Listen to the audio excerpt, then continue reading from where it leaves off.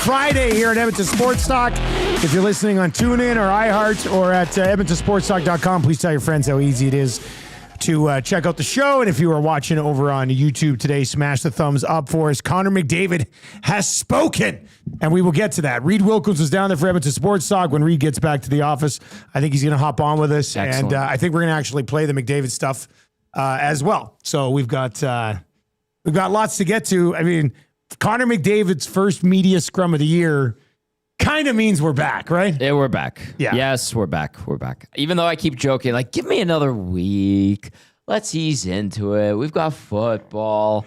Not with this contract looming, man. We are back. It's diving right into it, I think. Yeah. So we'll find out what McDavid had to say as we work our way through the show today. You can chime in. You can text us anytime, 780-218-9999,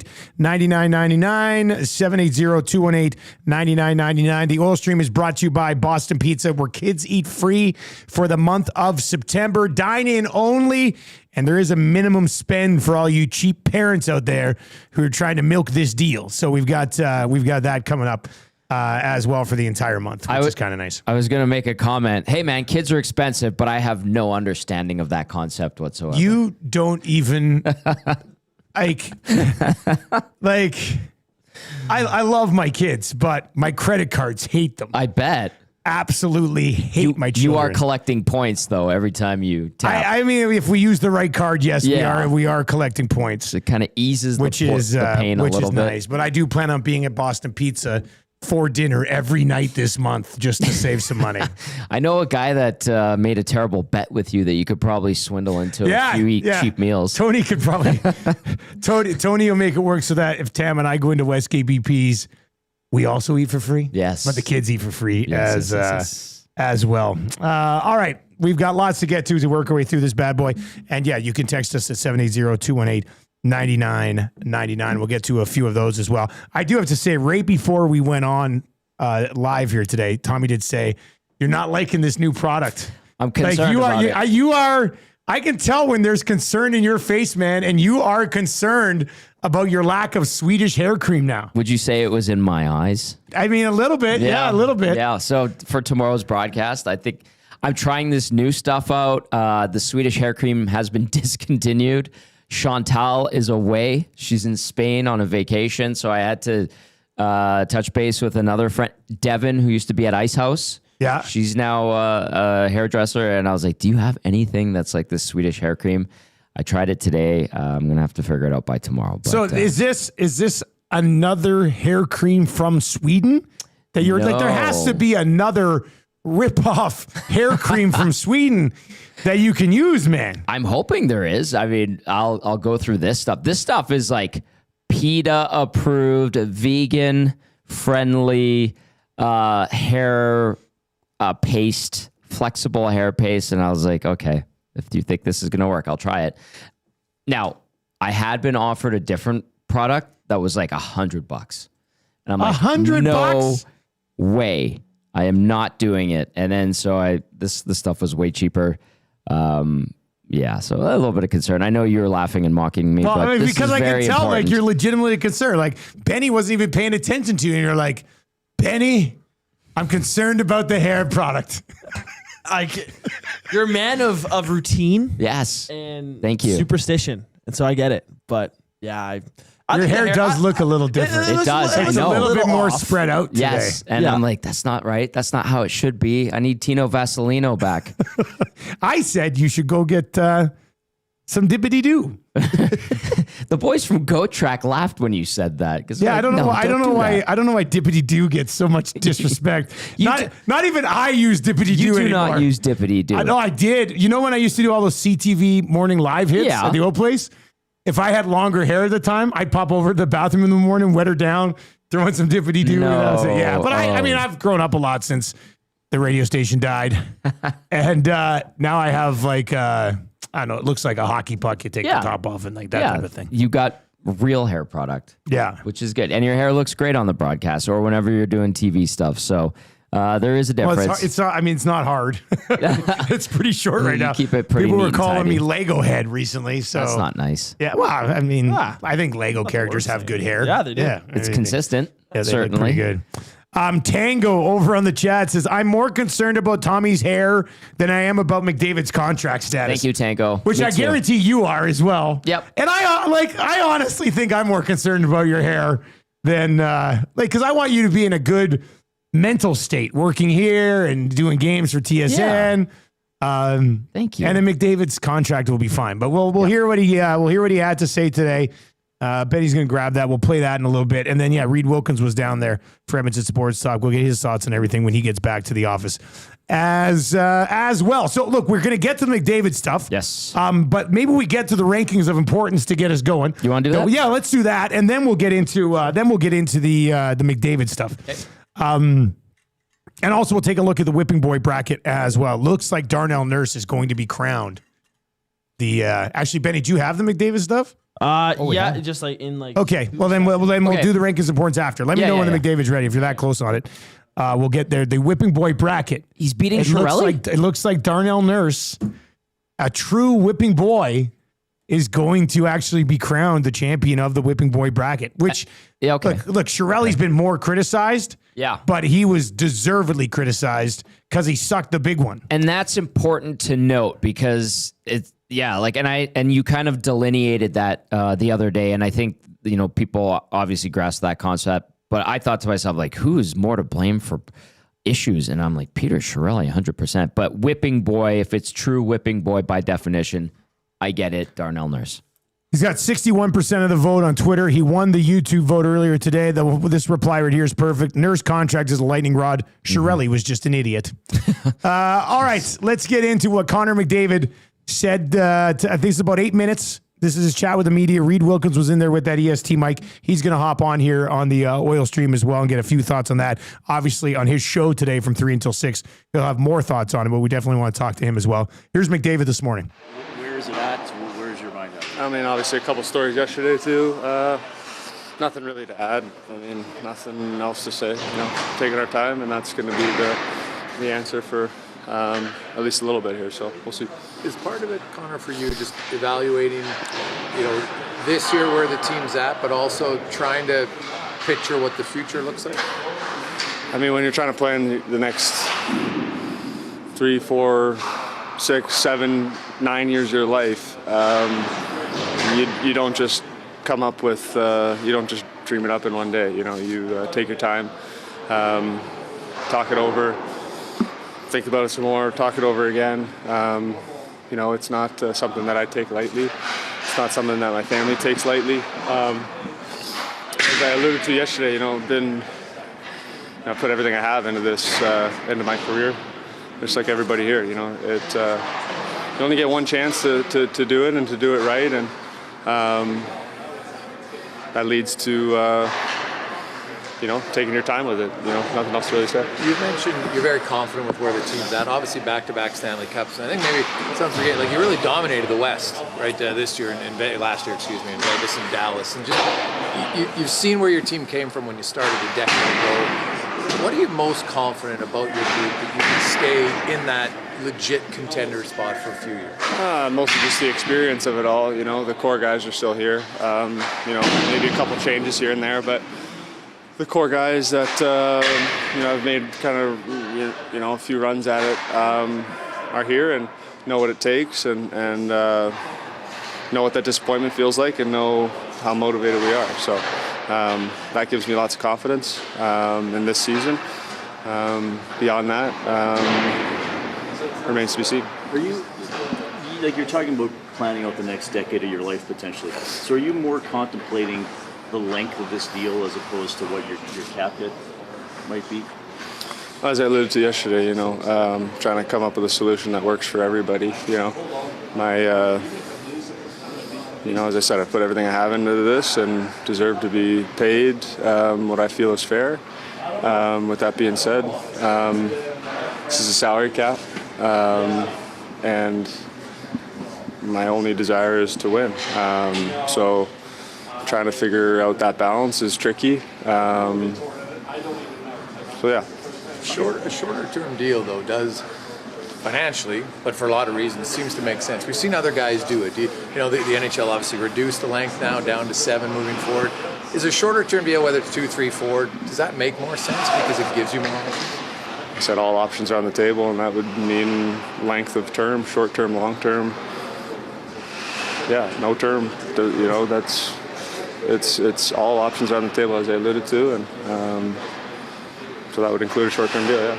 Connor, can you describe like what your summer was like? Obviously, you play the last game, you take some time to decompress. Like, when did you start maybe thinking about engaging in, I don't know, thinking about the contract or any of that stuff? Like, was there a bit of downtime that you needed to have and stuff? Yeah. Honestly, it's busy. You know, summers are busy, as everybody knows. You know, my brother got married, Leo gets married. A little bit of traveling around for all that.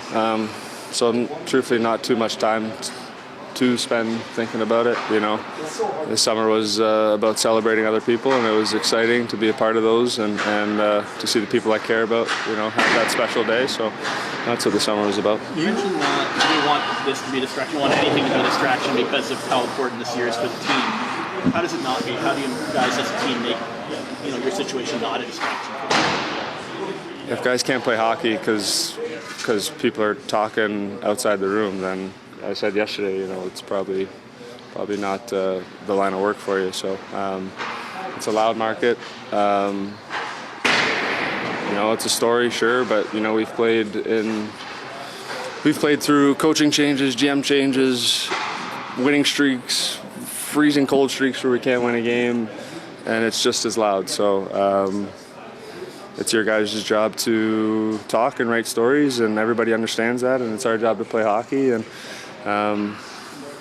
if we can't do our job because you guys have to do your job, then what are we really doing here? So, Connor, speaking of playing hockey, you mentioned how, you know, a few years ago you're 64 goal scorer. And I know she said you want to be more assertive this year. Is that just in shooting the puck, or is like what's assertive to you on the ice? Yeah, assertive is you know, shooting the puck. You know, just being more decisive with decisions. You know,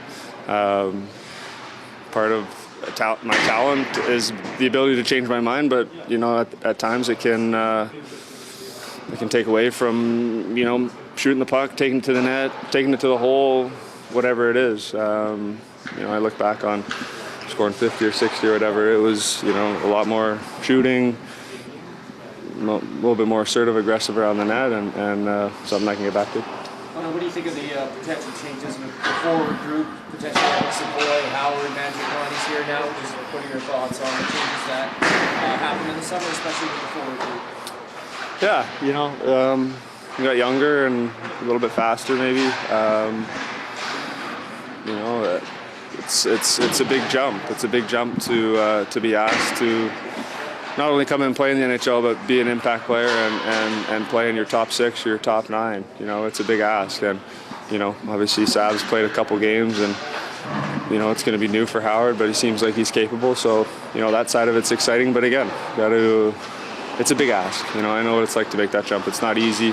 It's a tough league, the hardest league in the world, and it takes a little bit of time. So with that being said, it's exciting to have, you know, some fresh faces here and you know, see how excited they are to be a part of it, and it's exciting for guys that have been here for a while. Do you expect the second time, after losing the second time, the team to be a bit more focused going into the season? I know last year you guys talked about there was a bit of a hangover after a tough loss.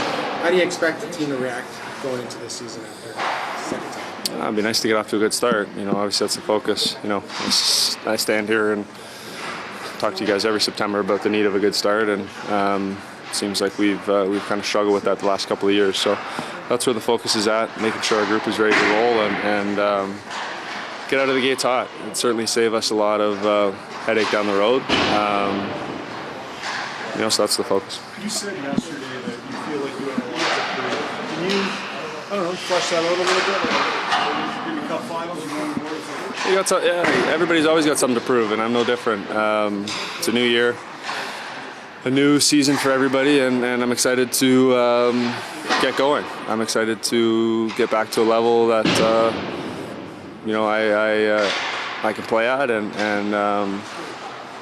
yeah. So when I say I got a lot to prove, everybody does, but you know, I do too, and I'm excited about that opportunity. How did this year's training compare to last summer's? You had the long run 2 years ago. You take a specific approach to your training, another long run.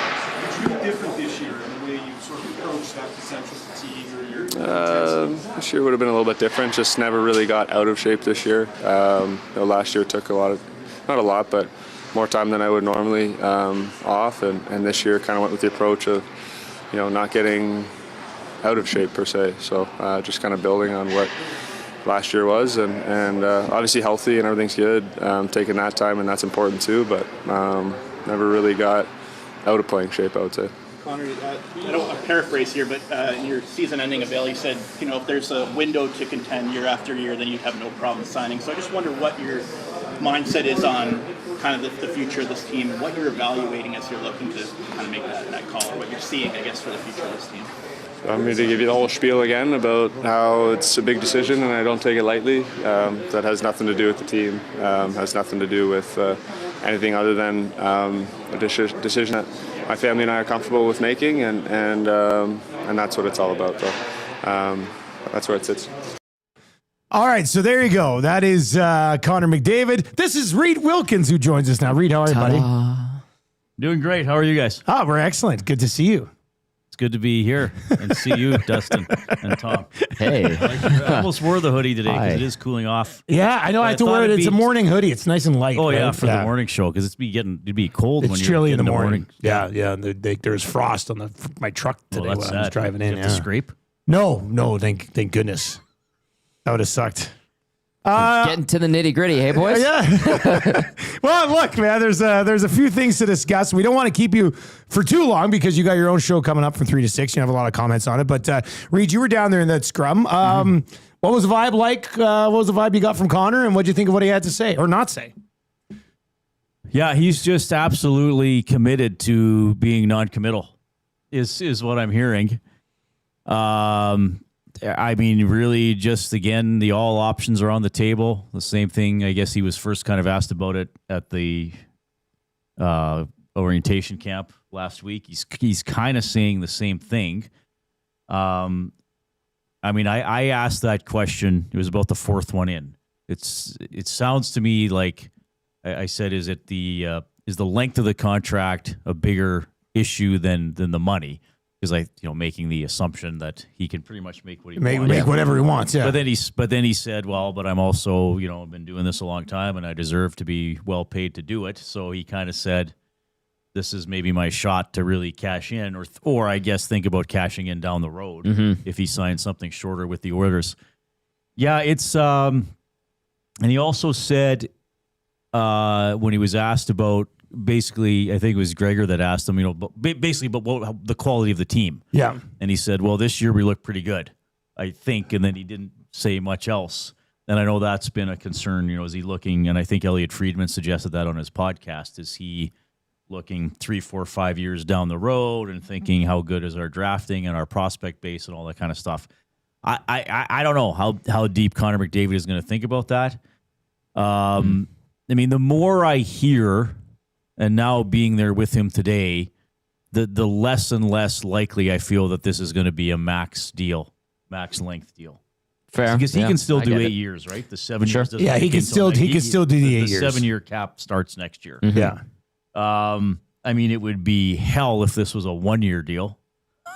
Yeah. Like, it would be. Then we're going through this again next year. Well, I guess it would really be hell if he didn't sign by Christmas, like Bruce Boudreau was talking about, because then you actually have to put him on the trade wire or say, well, we're going to try to win this year. And then maybe he leaves. Yeah. Or you try to do the old Marner. Yeah. Get something for him and send him off on his way. Yeah. So I don't know. Like, he doesn't. I mean, what he said about it being a distraction, I thought was very intelligent. That if you can't block out distractions, then you shouldn't be a pro hockey player in Edmonton. Really, you shouldn't be a pro athlete, but especially a pro hockey player in Canada. Yeah, Canadian market. Yeah. So I don't think I said this on my show the other day that I think we as broadcasters and everybody out there in the audience as well in the same category. We also have to realize Connor McDavid and his teammates are very unlikely to be talking about this the same way that we are talking about it. Good point. Like, I don't think he's coming into the dressing room every day and Darnell and Leon and whoever else are like, so anything going on, man? Like, what's the latest? Like, how close are you? It's just there. It's professional respect. Yeah. that they realize they're going through it. But I don't think it's a daily topic of discussion or huge concern amongst the guys at all. Really quickly on that note, he did acknowledge that it has been discussed with his teammates. Remember, some people were like, oh, they don't talk about it, or there was some of that thought that they don't talk amongst themselves. He just said it. Yes, we've talked about it. Yeah, I guess I'm saying that I don't think not like that. They talk like about it how we talk about Correct. it. Right. Correct. Like that's what I'm, because they're in the profession. Yeah. And they've all go through, Darnell and Leon and guys like that have all gone through their own contract things. So they understand. I don't think it's dwelled on every day.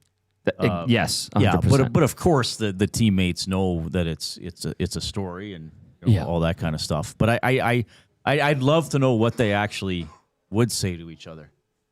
Or you going to buy a yacht? Yeah. What are you getting? Yeah. How many yachts do you need? Lamborghini? Need a yacht for race the Edmonton Queen down the north. That's right. Yeah. I kind of fascinated by all this in that, like, I just feel like he's waiting for something, because he said, it's a lot to think about, but would he not have been thinking about this for a year? Of course. Like, he's a smart guy. So why isn't this done yet then? Like, that's what I'm trying to figure out. Like, is he waiting for a certain date? Is he waiting? Like, are the Oilers actually not just giving him a blank check? Are they? And he has mentioned find something that's right for the organization too, and that's always tough. But like, we know the factors. Yep. Like, what's the wait? Can I bounce why isn't something this off done? you guys? Yeah, sure. Can I bounce something off you guys? I think he's showing a really good poker face. This is my. Do you think it's done and it's just? I think they're hammering it out. Yeah. I really do think that they're getting down to it and they're figuring it out. And I think he's just he's saying all the right things to keep it's ambiguous enough. To me, I think he's putting on a really good poker face, allowing his agent, Jeff Jackson, Stan Bowman, Daryl Cates, Paul Coffey, figure it out. And he's just, I'm going to say this, I'm going to play it this way. That's how I feel this is kind of going. Unless maybe Cass is right, what he said yesterday, that he's waiting for Kaprizov. That could be. And that's a good point. He just is going to be like, look, I can't make less than that guy. And I realize, I'm talking as McDavid, and I realize in subsequent years, other players will pass me.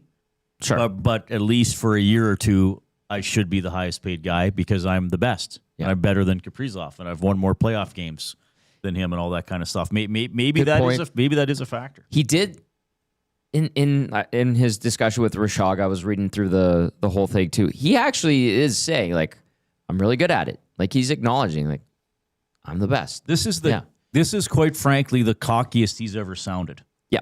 And I don't mean that in a bad way. But it's the most demonstrative he's been about his ability. And he should be. He's in a negotiation window. He should be making a case for himself if he wants to maximize. And he did make a point too, that he is cognitive of the team and its cap and how he wants to help, and that is part of who he is. He took that $1 million a year less in his last contract. I think he's mindful of it, and he does want to make sure that there is a little bit of extra money in the kitty for the team to do something, but he does need to get paid. And that is interesting because wasn't it Craig Leopold that came out yesterday talking about the progress with Kaprizov and his deal? So if they have an idea that Kaprizov's deal is going to get done soon, and then they get the number, and then they go, okay, we got to go up and above it, and then maybe that's why there's a calmness from both sides in this time. Man, if I'm Minnesota, I'm saying, Kaprizov, you're not getting your deal till McDavid gets his. Yeah. Because we're not paying you more than that guy's making. Listen, Craig Leopold can say we think that Kaprizov, and Bill Guerin can say Kaprizov is the best player in the world. That's a lie. Because that was, I think that was part of Craig Leopold's comment. He's not. He's not the best player in the world. Connor McDavid, 97, orange and blue, is the best player in the world. After McCarr. Easy. And Matthews. Easy E over on the YouTube chat. And of course, if you're listening on TuneIn or iHeart, you can text us and chime in 780-218-9999. Easy E says, I think his agent is pushing for him to sign a short-term deal, but he originally had a long-term deal in his mind. So now he's just mulling it over and debating on that. That could be. I mean, the most money he's going to get long-term would be a short-term deal than a monster deal for like the final 7-8 years of his career type of thing, right? And that's fine. That's good business. Yeah, I don't know. Like what he was saying, I'm planning out the next. What were the numbers he used? 3, 4. I think he went 6, 7, and 9. Yeah. The question I said decade, and now I feel bad. I should have just said 9. But that was interesting to me. Like, is he thinking about where he and Lauren want to live? Well, they already have houses like in California. They can live wherever they want. They can live wherever they want. Yeah, like. But I don't know. Is he thinking about raising kids and they'd go to the Edmonton school system? Like, I don't know. Like that's why I'm like, what's the wait? That's why I feel like it's a we all have family. Yeah. So whatever your situation is, you got a spouse, a partner, kids, siblings, parents. I guess that would be the family you really want input from. With input from, but like if he goes to another market, it's not like his family lives there. Yeah. Right? Like if there's a U.S. team that wants to give it's not like all of a sudden all the family's in New York or something. And plus it's a lot easier for millionaires to see their family more often than a lot of us. You know, they all go live where they want in the summer. Yeah, so I don't know, man. Like and quite frankly, I don't think I'm gonna say something here. I don't think he would ever want to play for the Toronto Maple Leafs. I don't disagree with you. All the stuff I've heard over the years. It's a grinder, I don't think that's something that he would want to do. Just because I know what people are going to say. Oh, Reid's suggesting he's going to go back to Southern Ontario. No, I'm not. I actually think it's the opposite if it came to that. Well, you hear French guys say they don't want to play for Montreal. That's even a crazier spotlight, exactly. Right? Like, all right, Reid, what's coming up? Thanks for popping on. Thanks for being down there. What's coming up on your show today? You're dismissing me already. Yeah, well, I don't want to waste all your takes. How quickly he's grown tired of me, Thomas. I'll come do my show, but only for 4 minutes, Mr. Wilkins. Well, I'll keep you all day if you want. Now you must toddle along, my child. Toddle off. Go play with your rattle in the corner, little Reid. Perhaps I'll let you come on at 3, perhaps not.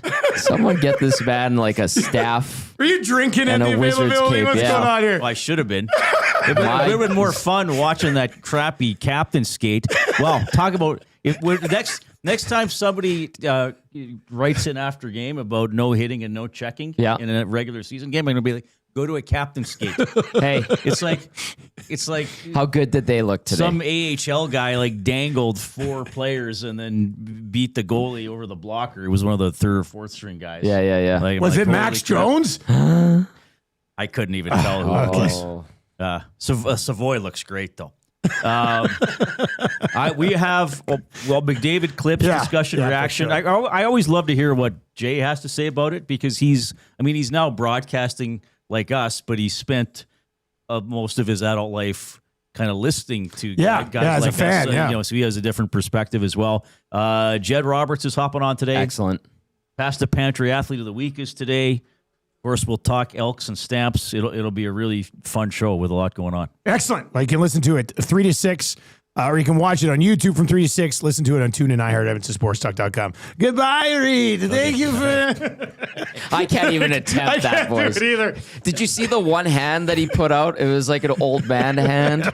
And he's like, yes. That was good to quite good. That was too funny. Okay, so there you go. That's we played the McDavid stuff. Yep. Reid Wilkins was there. He's hopped on. Your reaction to it, 780-218-9999, 780-218-9999. And there's been some interesting reaction to it for sure. Let's try to dive into a few of those. Jen over on the Nasty Chat on YouTube says, I really dislike contract talk. Just sign or don't. The dragging on by any player is silly. Smitty the Welder says, I honestly thought all summer this would get done 100%, but I'm not there anymore. I still get... I feel like, again, this is my interpretation. He's just saying these things while it's getting done. I feel like this is poker face. He's saying the right things. I like what he's saying. I get it. And I think they do get something done. But everybody and their dog, it's because it's natural instinct for us in this market in Canada, will interpret, try to decode, read tea leaves, and come up with a conclusion. It's part of the fun. It does create stress. Yeah. And it does piss people off. I get it. Look, man, I do want to address the one thing that he said when I think DNB asked him about, that'd be Daniel Nugent-Bowman from The Athletic, asked him about the distraction and how do you, and he kind of gave the answer that he dished out to Speck and Rashog yesterday. And he said, we've gone through coaching changes, we've gone through GM changes, and all this. Now, with all due respect to all those other things, a Connor McDavid looming free agency distraction is bigger than all of those distractions. Well said. Right? Like it just, it is. This is the biggest thing since when with this organization.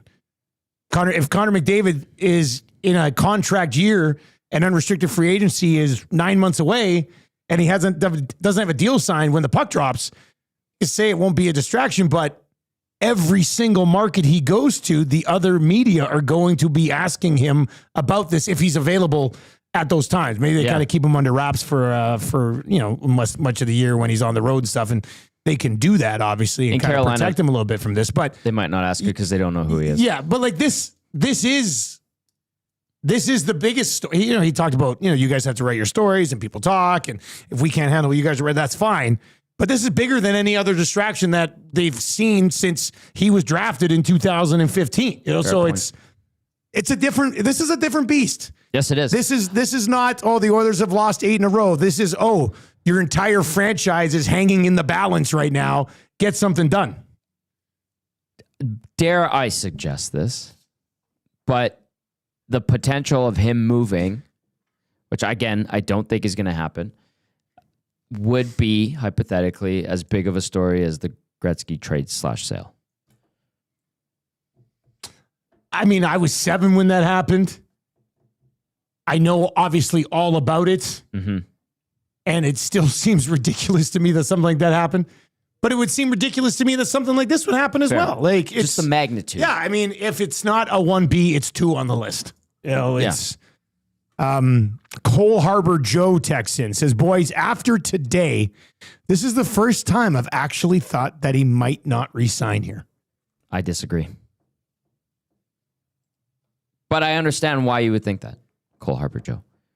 Andrew the accountant says, I don't know how he can talk about the long term of the team when his best friend committed to the team for max term. I don't think McDavid will sign an 8-year given that his agent is also Matthews' agent and they go shorter term, but he will sign, and I'm honestly not worried. Here's the other thing, too, just to remind people, like, he's discussing the future of this team, which guys are good fits. Like, he's not talking just this year. He talks behind the scenes about the team 2, 3, 4, 5, 6, 7 years down the road. I think that's an indicator that he would want to stay, and his intention is to stay. This is just a reminder. So, again, that's why I believe they'll get something hammered out. This text is in, no handle. I hope McDavid is playing coy because this is the first time I'm not convinced he plays here long term. Might sign a short term and then be gone. Again, I understand that sentiment, and I think we're going to see a lot of that from many people. Again, interpreting how he's saying what he is saying. But I really feel like he is putting on a very good poker face and being ambiguous in a time of negotiation, buying time for and distracting and allowing the powers that be to get this done. I love everybody's thoughts and theories on this. My whole thought process is what is holding this up, right? Like but they're talking? Thing. Like they're talking. What Jackson said he spoke twice to Moldaver or whatever. So they're talking, but we've said all along it's a blank check. It's whatever McDavid wants, right? Yeah. So then if it's whatever McDavid wants, then just get it done. So details. Are they trying to manipulate the cap a little bit and saying, I know. I thought it would be done before he had to put a mic. People put mics in front of his face in town.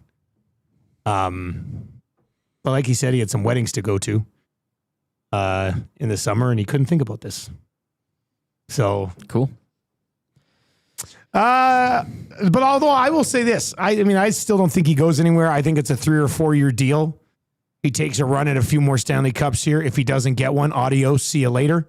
Maybe even if he does get one, it's adios, see you later. Go somewhere else for your final 6 years of your career. That's how I still sort of see him. But I will say, the people who are texting in with a little bit of concern, if I was a fan in your shoes, I could see where that's coming from. I understand the concern. I really do. And the more this drags on, the more anxious people will get. I think that's natural. Supersized Indiana Jones, Big Uke. Connor not signing is great for content, though. Connor's just looking out for EST. Click, click, click, click, click, click. It's true. I did say to the boys that if this thing goes all the way up to free agency, it would be the best thing that could ever happen for Edmonton Sports Talk as long as he signed on July 1. Yeah. Tails on the chat says, I feel like he's using this as a bit of leverage to put pressure on the organization. Fear of not having him would be a great motivator. He has all the power. He has all the power. I don't know what leverage he doesn't have over the organization. Yeah, that's the thing. That's why I thought the organization would have been like, sign here, sign here, sign here, put your number here. It's done. Instead, he's rolling out in front of the media for the last 2 days and just having to say the same thing over and over again. Yeah. I'm curious when it does get done. I'm sure he'll be asked about the timeline on how it all came together. And I'd like to know if he's just like, I just told him I didn't want to start talking until I got back to town. And that was 2 days ago or 3 days ago or whatever.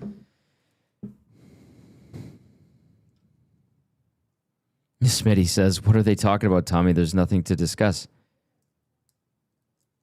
No, there's, like Dusty kind of outlined, how the structure looks. How can you maximize it for the player? How can it be beneficial to the team? There's little details like that can factor in that they probably need to iron out. See, Luke in Cowtown kind of addressing what I was saying, as in I feel like he's waiting for something. And Luke in Cowtown says, I keep thinking that his agent and the others are going through the new and old CBAs to get him the best long-term agreement. Yeah. And keeps him as the highest paid moving forward. Smitty, that's a better articulated answer to your question.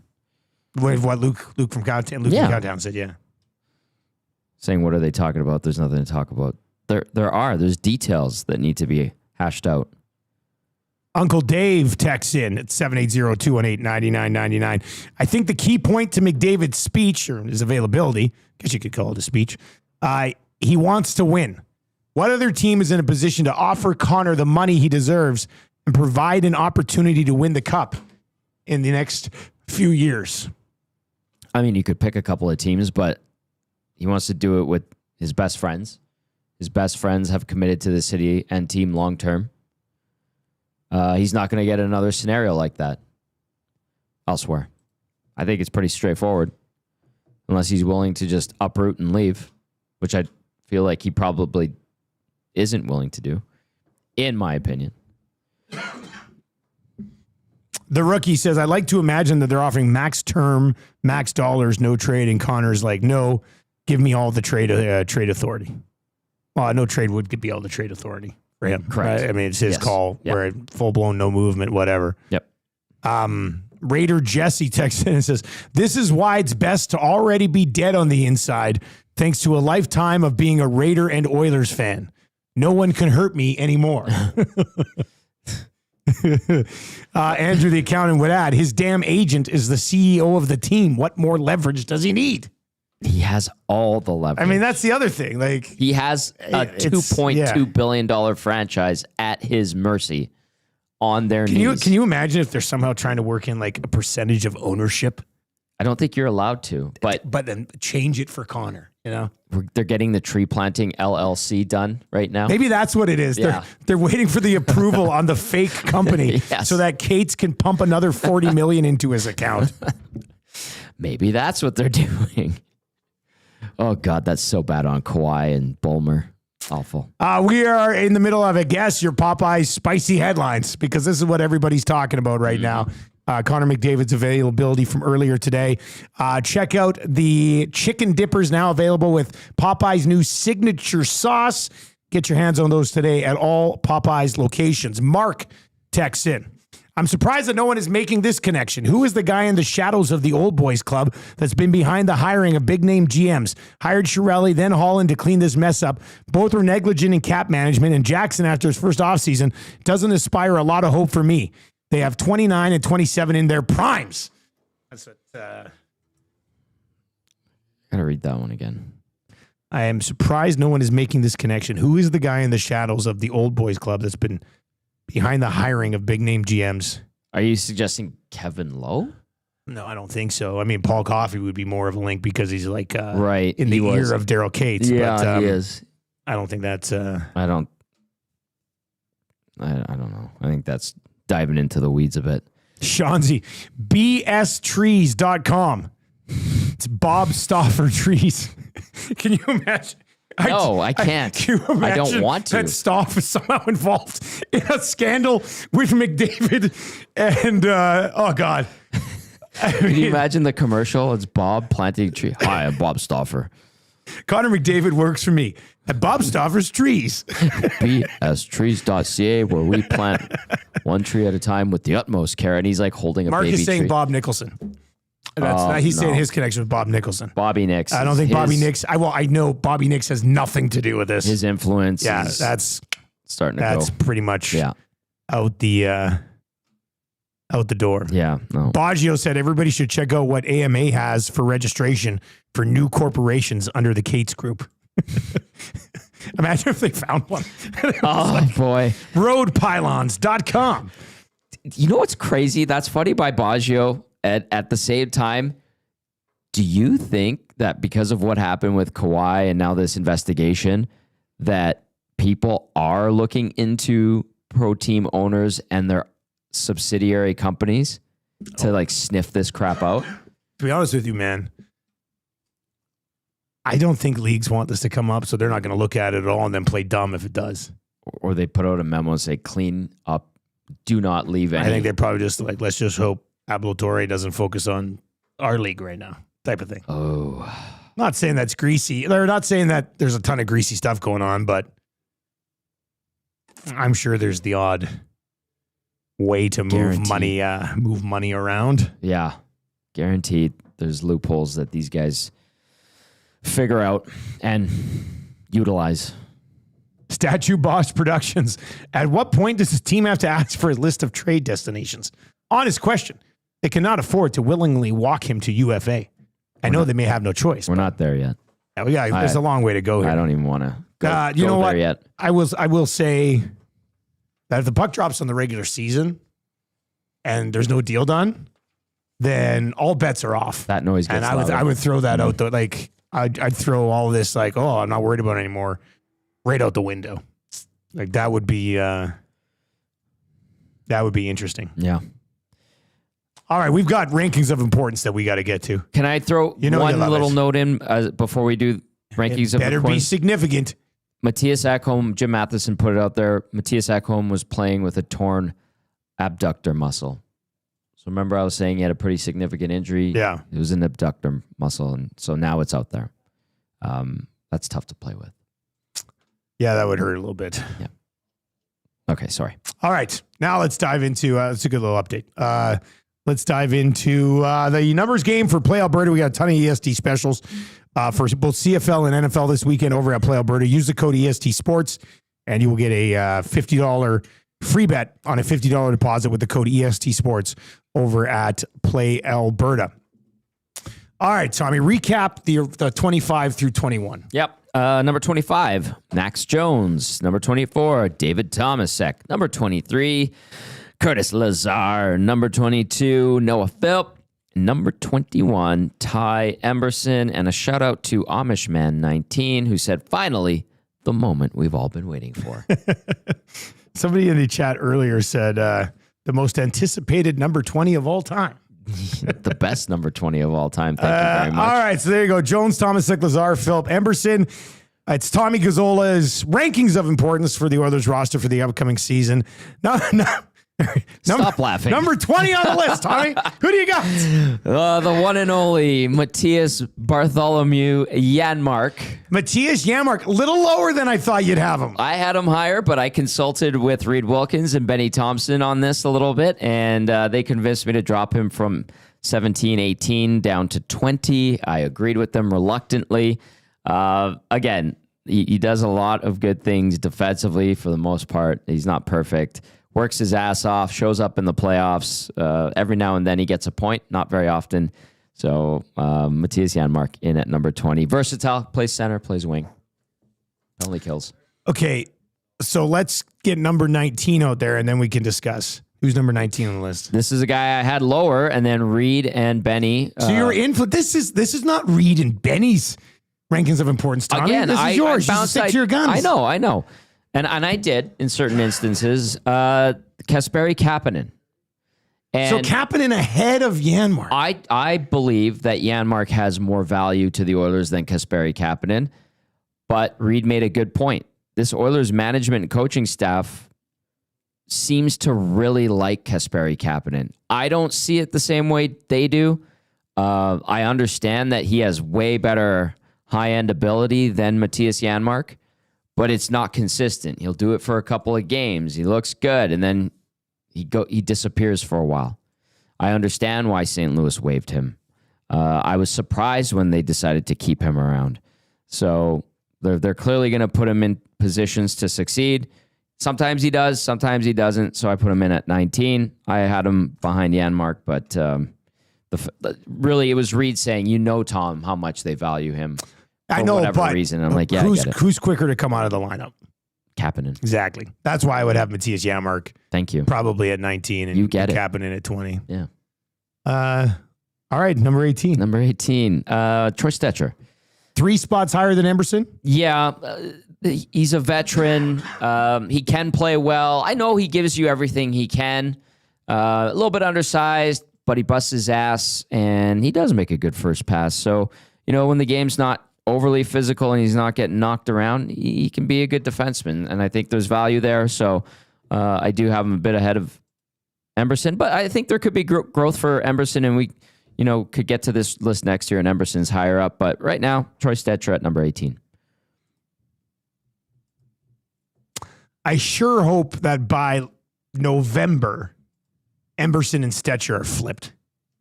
Nothing against Stecher, but I think that's what the team would need. And I think we have probably seen peak Troy Stecher as an Oiler. That's a good point. There should be a better Emberson still coming. Yep. So I hope those are kind of flipped Me too. By the time we get to a few months. Yeah, like November, December, something along those lines, where Emberson is like a must-having guy as your third pair shot guy, and kind of go from there. Well, he's what, 100 games into his career, Emberson? And there's usually that 200 to 300 game window for a defenseman. It take a little while still, yeah. It's not like he's played 500 games and you're like, oh, what is this guy? More progress. So hopefully he can find some, momentum in the right direction. Yep. All right, and then 17 and 16, might as well put these two together. Mm-hmm.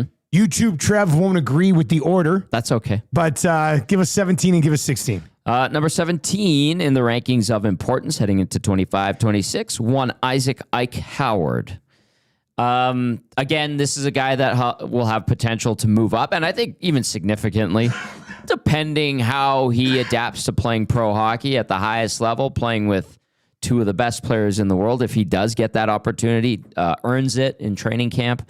But as of right now, a guy with 0 NHL games, a ton of potential, some swagger, which I'm all for and I get, and I'm looking forward to watching this kid grow and develop and find his way in the NHL. But as of right now, I have him in at 17. And I don't think this is going to happen. I don't want to believe it's going to happen, but it's a possibility. It might be a tough road. It could be a tough. It could be more of a roller coaster than a straight climb, right? McDavid said today, it's not easy for young guys to step right in. Exactly. And as much as, people want to will this guy to being a top 6 player, a 25 goal scorer, 50-point guy. I don't know how likely it is to happen right out of the gate. I hope it does happen. I really do. I want this to be a positive for both of these guys and Ike Howard, especially because the Oilers traded a good prospect that's a couple years younger or a year younger than Howard, maybe a little behind in the development cycle to get him. So I hope for the best for him, but I'm not putting him so high in the rankings of importance just yet. All right, and one spot ahead of him in number 16. Matt Savoy. And he's in the same boat as Howard, but I gave him more credit because he put in a full year of pro. He had a very good AHL season, and I don't want to... He did have a good AHL season. I don't want to disregard that. He was an all-star last year, Dusty. And talking to Ryan Holt, play-by-play man extraordinaire for the Bakersfield Condors, Holt, he said, Savoy, among the vets, like a Gazzola, like Gleason, like Griffith, like they were playing big minutes when there was a ton of injuries and guys were out of the lineup. Like, he was a pillar on a Condors team that was staying in the mix for the postseason. So I think that deserves credit, and that's why I put him ahead of Howard. But again, he's going to be a rookie, and he's going to have to find his way and consistency at the NHL level. But I like the potential of him, local guy. So I have him in 16. All right, 25 through 16. What the hell are you doing in here right now? What's going on? Are you installing cameras? He doesn't even want to talk to us. All right. Number 25, Jones. Yeah. Number 24, Tomasek. Yeah. Number 23, Lazar. Number 22, Philp. Number 21, Emberson. Number 20, Matthias Janmark. Number 19, Kapanen. Number 18, Stetcher. Number 17, Howard. And number 16 is Savoy. I can't believe my one comment coming out of this is that I actually think Janmark could have been a little higher. Of all of the running bits we've had about this guy on the rankings of importance every single year, here I am being like, I think I might have had Janmark a couple spots higher. I like what you're saying. Like I think I might have had him even higher than Stetcher, because I do think, I mean, unless Emberson really emerges, it's not going to be Stetcher or Emberson that we're talking about post-trade deadline probably playing in their top 6 on D. I don't you think? Like I just feel like unless Emberson emerges, they're not rolling into the playoffs without another guy there. I still think they need another guy on defense, to be honest with you. Rip City Steps says regular top 15. Great. And one. Amish Man 19 says he might be top 10.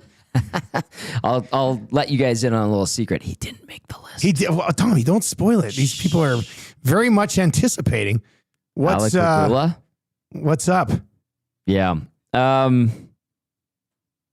I did put like Stetcher being a little bit higher up. I put value in the defensive side of things. I think this defense is average. Like, I think it's middle of the pack right now, and I think they're going to need a little shot in the arm at some point in the season, or maybe towards the trade deadline to bolster it. But I'm optimistic. I'm optimistic. All right, what are we? 1 week away from a rookie game? Yeah, the 12th.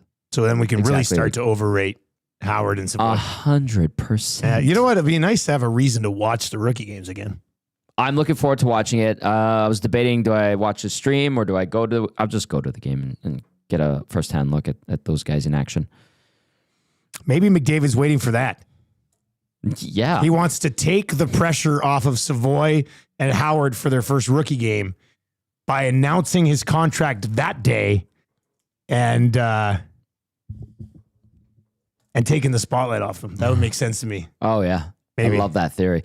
I also got a kick out of Draisaitl really doubling down on, if you don't know what Podkolzin brings to the table, you don't understand hockey. And I was laughing. I'm like, listen, he's a good third, fourth line guy. And I know you like playing with him, but to like make the argument that he's a top 6 guy in the NHL and he's going to get 40 points for you, it's a bit of a stretch. So he'll be a good guy playing on Draisaitl's line at times, because we know we're going to watch Chris Knobloch rotate those lines like crazy, like he always does. And Podkolzin will get his 8 goals and 16 assists. And people will be like, man, that guy's awesome. He's good. He's a good player. Hey, man, he's in the top 15. He's in the top 15. Don't say this guy disrespects him. He's in the top 15. I respect him, and I recognize what he is. A hard-working, tough as nails, grinding player that should, in theory, be in a bottom 6. We saw him there a lot in the playoffs, obviously, and gets to moonlight as a top 6 guy every now and then. All right, 15 through 11 on Monday on the Oil Stream. We've got EST Afternoons coming up next right here on TuneIn and iHeart and EdmontonSportsTalk.com, and, of course, over on YouTube as well. The Oil Stream, once again, presented to you by our partners over at Boston Pizza, where kids eat free in store for the month of September, and there is a minimum buy for the parents who don't just sit there taking 3 kids and pick off their plate. You can't scam the system, but your kids can indeed eat for free at Boston Pizza for the entire month. For Tom Gazzola, I am Dustin Nielson. Hopefully see a bunch of you at the football game tomorrow. Yeah. And if not, talk to you Monday. Take it easy.